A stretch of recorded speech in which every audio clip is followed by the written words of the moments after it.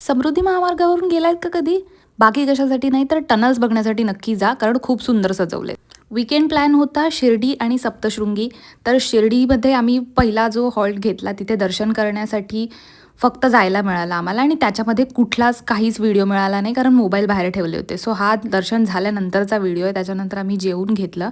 जेवल्यानंतर आम्ही निघालो सप्तशृंगीला जायला. तर सप्तशृंगी गडाच्या आधी वणीमध्ये आम्ही आत्याकडे थांबणार होतो.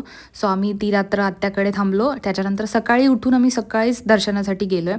दर्शनामध्ये लिटरली 2 तास 3 तास आय डोंट नो किती, पण तेवढे लागले लाईनमध्ये. पण आम्हाला आरती भेटली आणि मग आरतीनंतर आम्ही दर्शन केलं.